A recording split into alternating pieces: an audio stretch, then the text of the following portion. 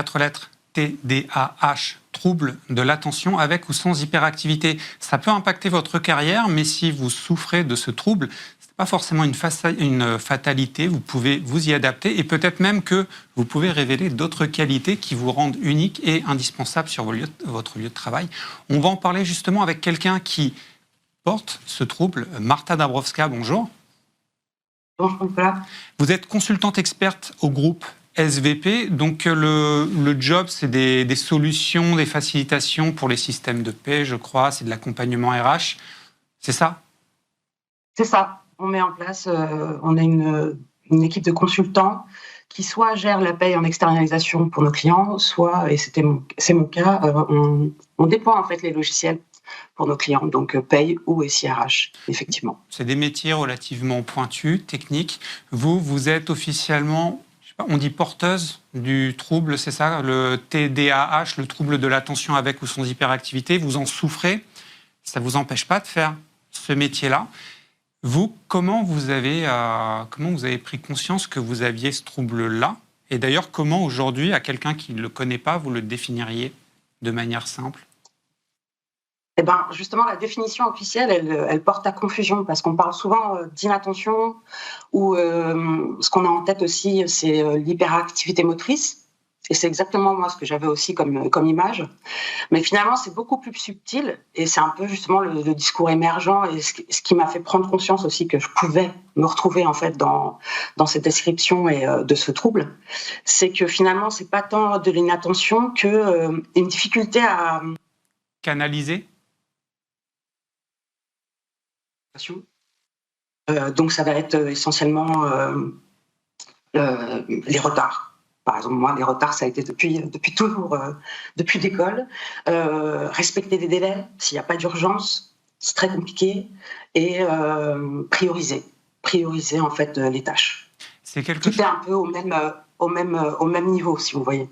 En fait, c'est quelque chose de très subtil parce que c'est avant tout donc psychologique et donc c'est un handicap. Si on parle de handicap, qu'on classerait dans les handicaps invisibles. Vous, comment vous avez identifié dans le cadre de votre travail et peut-être même avant dans vos études qu'il serait peut-être temps de vous faire dépister, d'essayer de voir, de tester si vous ne souffriez pas de ce problème-là. D'ailleurs, si j'ai bien compris, c'est arrivé après vos 40 ans, donc dans le cadre plutôt professionnel où vous avez eu entre guillemets les signaux d'alerte. C'est ça. Ouais, c'est ce qu'on appelle un diagnostic tardif, hein, puisque effectivement c'était maintenant il y a 3 ans et donc j'avais 40 ans à l'époque. Et en fait, l'invisibilité et la méconnaissance en fait de ce trouble fait que ça devient tardif. Il y a aussi une composante genrée, je dirais. Mais il y a un petit déni peut-être aussi. On se dit que non, on a peut-être un petit déni. On se dit non, c'est moi qui dois faire plus attention. On se dit pas forcément qu'il y a un problème cognitif. C'est ça. C'est ça. En fait, c'est les difficultés qu'on voit et qu'on perçoit en priorité, c'est quelque chose qu'on a très souvent au caractère. Typiquement, les retards, c'est les attentions, qu'on ne met pas assez d'efforts, pas assez de volonté. Et donc, pendant très longtemps, on va associer ça plutôt à un trait de caractère qu'il faudrait améliorer, qu'il faudrait développer, pour lequel il faudrait mettre faire plus d'efforts. Exactement. Jusqu'au moment où, en fait, on essaye, en plus, on met en place des systèmes de compensation, on appelle ça. Donc, on va relire les mails 5 fois avant de l'envoyer. On va mettre 400 réveils le matin pour essayer d'être sûr d'être à l'heure. Et tout ça, en fait, malgré tout ça, les difficultés elles persistent. Et en fait, cette compensation-là, elle va aussi apporter une fatigue, en fait. Une fatigue mentale. En fait, qui est vraiment le point de départ, en tout cas pour moi, qui a été le point de départ pour me dire, bon, là, il y a autre chose, c'est pas possible. Et donc, comment ça se passe quand on veut se faire, entre guillemets, tester? On s'adresse à un médecin généraliste ou c'est la médecine du travail directement? Alors, en tout cas, dans mon cas, c'est passé déjà en énormément de recherches sur le sujet, pour voir si je m'y retrouvais. La recherche j'en ai parlé à mon médecin généraliste, qui sont de plus en plus formés, je dirais, sur ce trouble, et à l'écoute. Et derrière, c'est trouver un psychiatre, en fait. C'est vraiment essentiellement les psychiatres qui vont avoir des réponses et normalement une formation pour soit apporter une démarche thérapeutique ou médicamenteuse.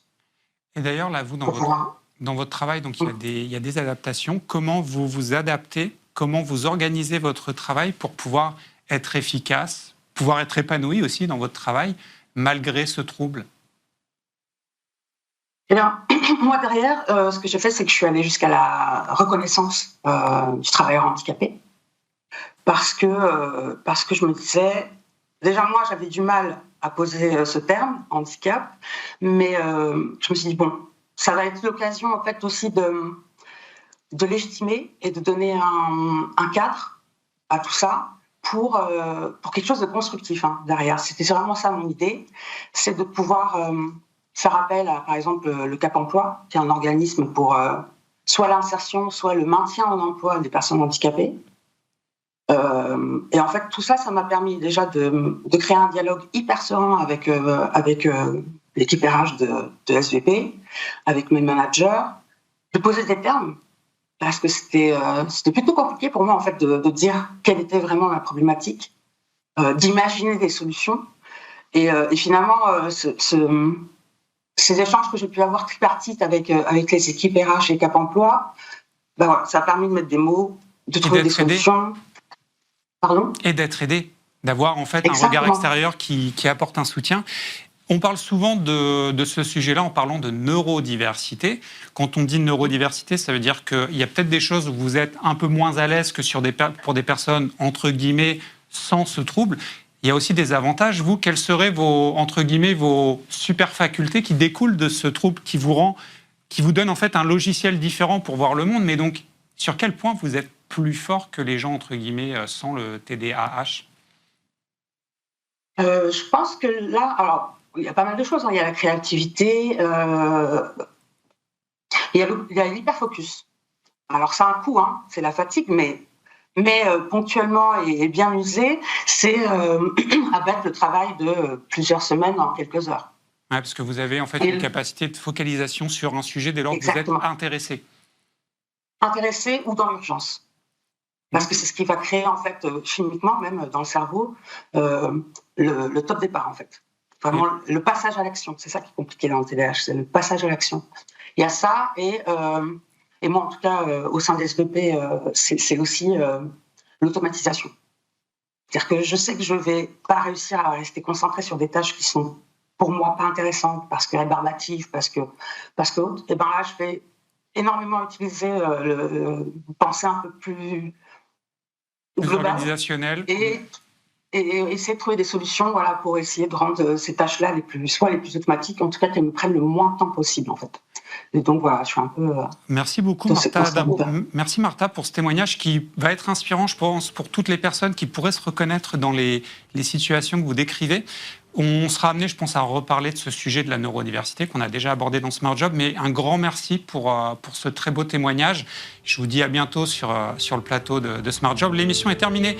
Je remercie Camille Rioal et Léa Renouvelle qui étaient en régie à l'édition. Je remercie Pierre Loup qui était à la réalisation et Alexis qui était au son. On se retrouve bientôt pour de nouvelles émissions. Dès la semaine prochaine, d'ailleurs, c'est le taulier Arnaud Ardouin qui sera en plateau avec vous.